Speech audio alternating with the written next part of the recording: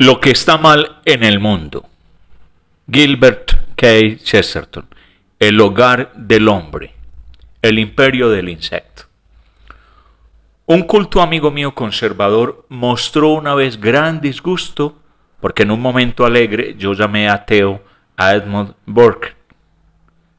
No necesito decir que el comentario carecía de cualquier precisión biográfica. Era deliberado.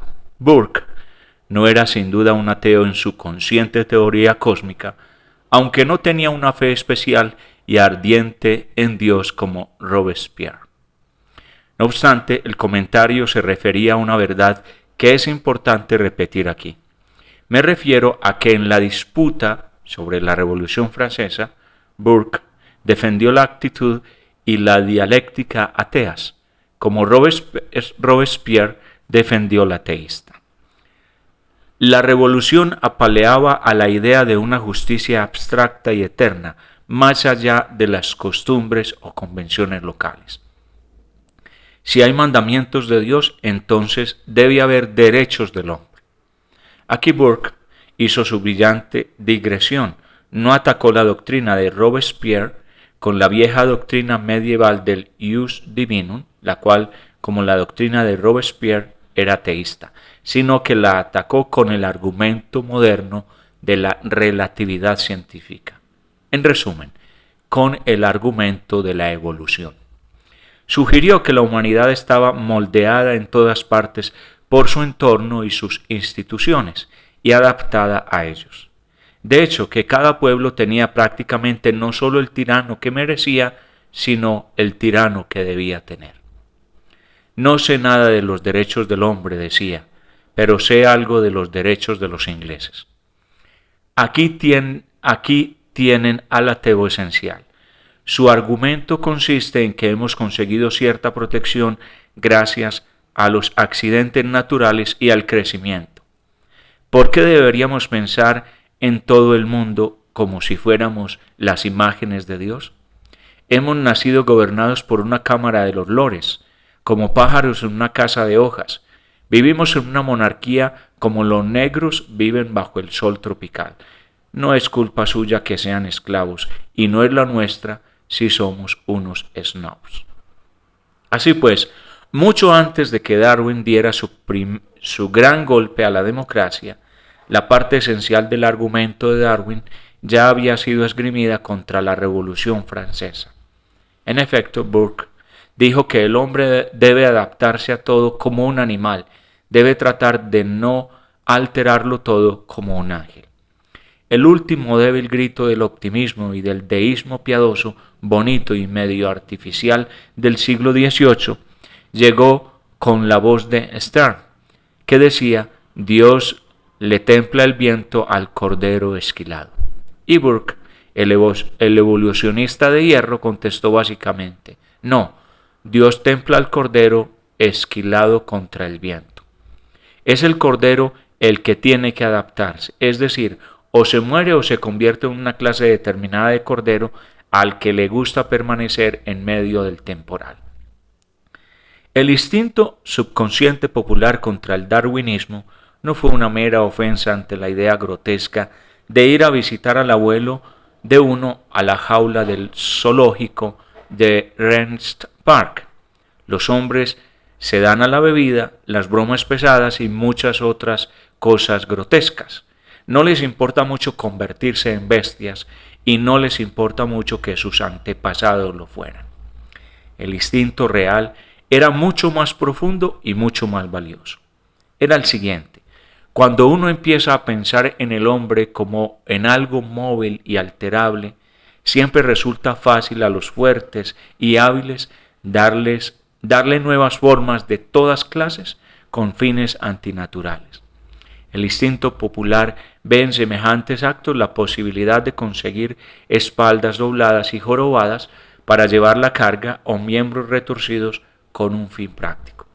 Se supone, no sin razón, que lo que se haga rápida y sistemáticamente lo haría sobre todo una clase triunfadora y casi solamente en su propio interés. Hay pues una visión de híbridos inhumanos y experimentos medio humanos al estilo de la isla del Dr. Moore del señor Wells. El hombre rico puede llegar a crear una tribu de enanos para que sean sus jockeys y una tribu de gigantes para que sean sus porteadores.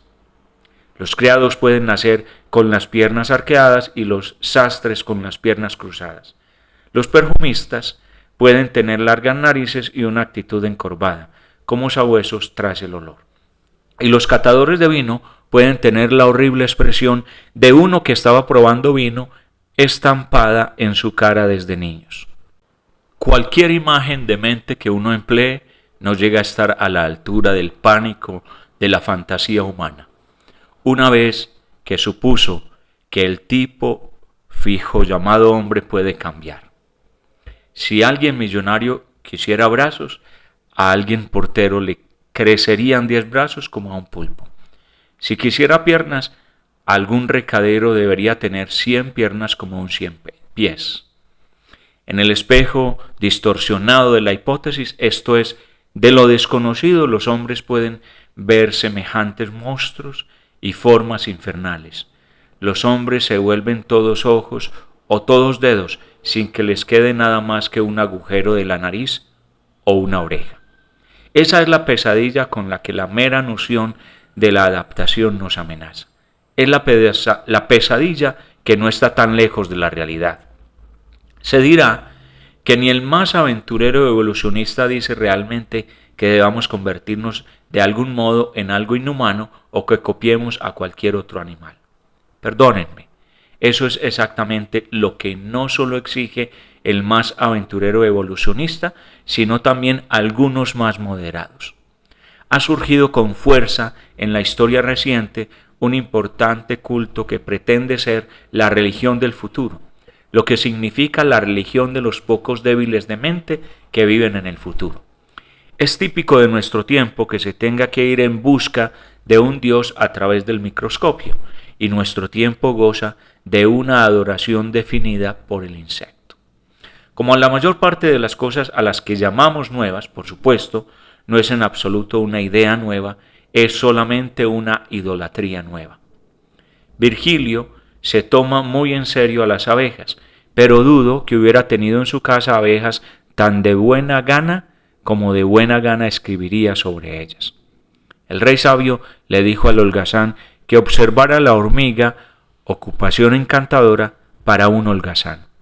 Pero en nuestra propia época ha aparecido un tono muy diferente, y más de un gran hombre, así como innumerables hombres inteligentes, han sugerido seriamente en nuestra época que deberíamos estudiar al insecto porque somos inferiores a él. Los viejos moralistas se limitaron a tomar las virtudes del hombre y las distribuyeron de manera bastante decorativa y arbitraria entre los animales. La hormiga era un símbolo casi heráldico de la laboriosidad, el león del coraje o el pelícano de la caridad. Pero si los medievales hubieran pensado que un león no era valiente, hubieran dejado al león y se hubieran quedado con el coraje. Si el pelícano no es caritativo, dirían, peor para el pelícano. Digo que los viejos moralistas permitían que la hormiga impusiera y personificara la moralidad del hombre.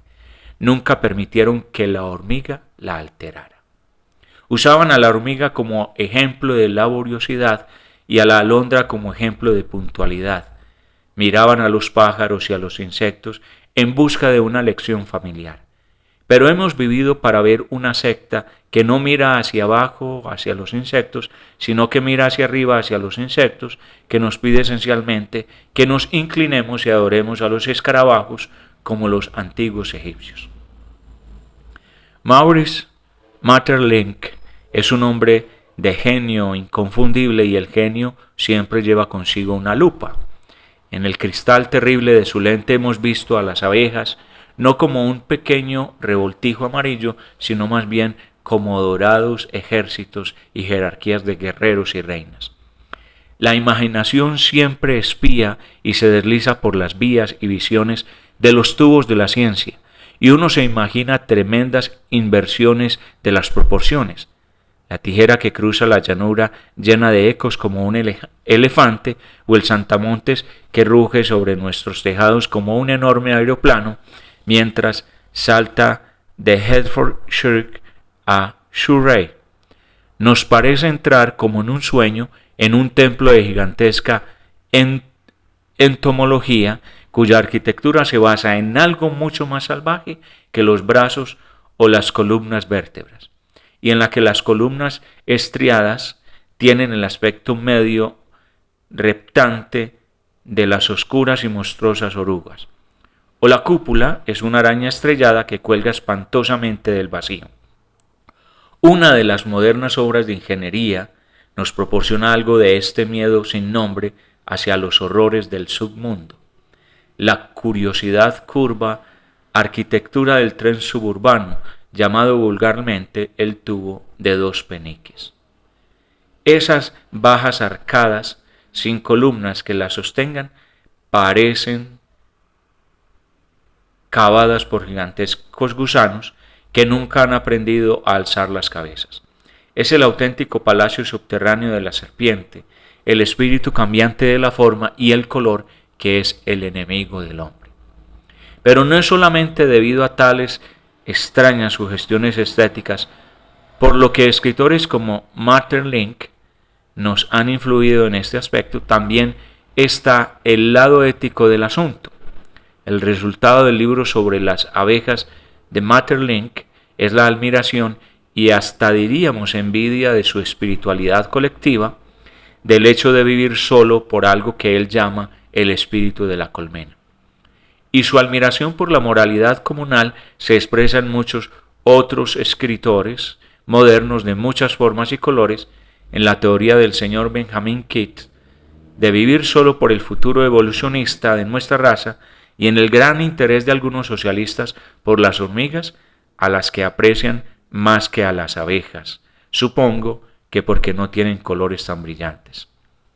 Entre los cientos de pruebas de esta vaga insectolatría, no es la menos importante la gran abundancia de halagos que la gente moderna vierte sobre esa enérgica nación del lejano oriente, de la que se ha dicho que el patriotismo es su única religión, o en otras palabras, que vive solo para el espíritu de la colmena. Cuando en largos intervalos de siglos la cristiandad se debilita, se vuelve mórbida o escéptica, y el Asia misteriosa empieza a mover contra nosotros a su lejana población y a empujarla hacia Occidente como un oscuro movimiento de la materia, en semejantes casos ha sido muy corriente comparar la invasión con una plaga de piojos o incesantes ejércitos de langostas. Los ejércitos orientales eran sin duda como insectos. En su destructividad ciega y laboriosa, en su negro nihilismo del punto de vista personal, en su odiosa indiferencia hacia la vida y el amor individual, en su creencia básica en los simples números, en su valor pesimista y su patriotismo ateo, los jinetes e invasores de Oriente son sin duda parecidos a las criaturas que se arrastran por la tierra. Pero creo que nunca antes han llamado los cristianos langostas a un turco o lo han hecho como un cumplido.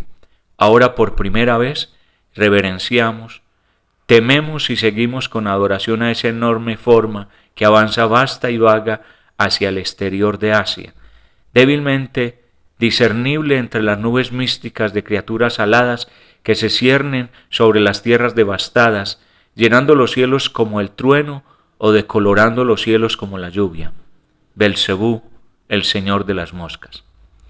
Al resistirnos a esta horrible teoría del espíritu de la colmena, nosotros los cristianos no solo nos defendemos a nosotros mismos, sino a toda la humanidad, a la idea humana esencial y única de que un hombre bueno y feliz es un fin en sí mismo, que merece la pena salvar el alma. Mejor dicho, ante aquellos que gustan de esas fantasías biológicas, nos presentamos como jefes y campeones de toda una parte de la naturaleza, príncipes de la casa, cuyo emblema es la columna vertebral, que defendemos la leche de la madre individual y el coraje del cachorro perdido.